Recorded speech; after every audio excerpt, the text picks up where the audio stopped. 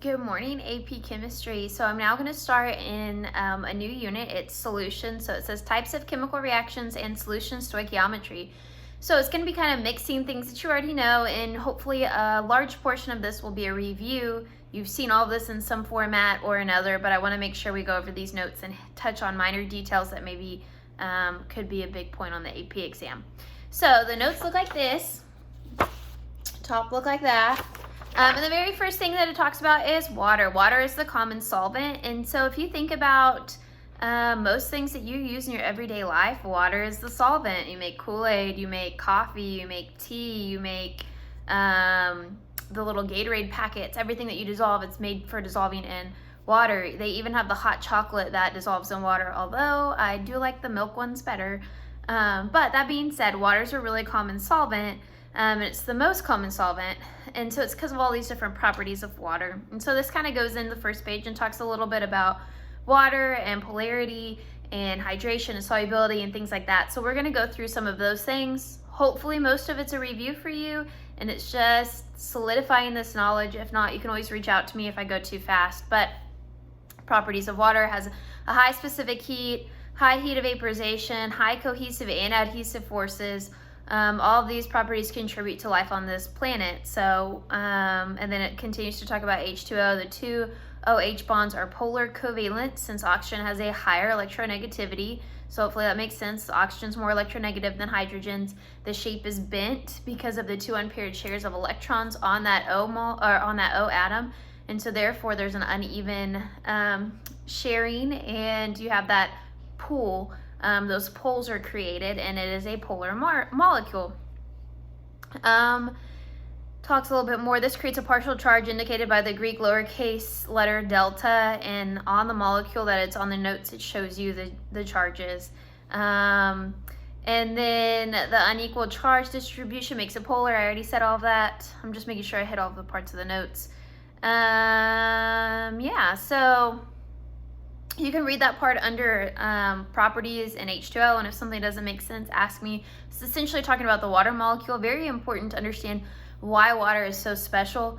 That being said, we're going to keep moving on, talk about hydration. So the notes say, since opposites attract, the positive ends of water are greatly attracted to the negative ions in a crystal structure, while the converse is also true. So pretty much the negative end of water is oxygen. Oxygen's attracted to those positive charges. So you have your water molecule here, which, no, I'm not a great drawer, but so I have my big oxygen, and then I have little hydrogens connected, which I can even put the O and the H's in there.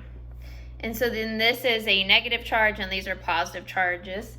And so whenever I have like a crystal lattice structure like sodium chloride, table salt, the oxygen is going to be attracted to the sodiums because those sodiums have a positive charge. So the oxygen's just going to try to line up with the sodiums, and then the hydrogens want to line up with those chlorine molecules.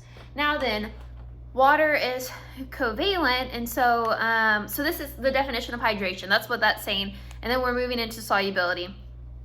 And so water is covalent, so we're not going to break apart those water molecule bonds. Essentially, we are breaking apart the crystal structure ions. So whenever those forces, those attractive forces for oxygen being attracted to the positive and hydrogen being attracted to the negative are stronger than the crystal lattice structure that's holding them together, that energy, then we can break those bonds. And then you have the ions, and that's what's soluble. So then it dissolves essentially into water. It's soluble in water, and it exists as ions.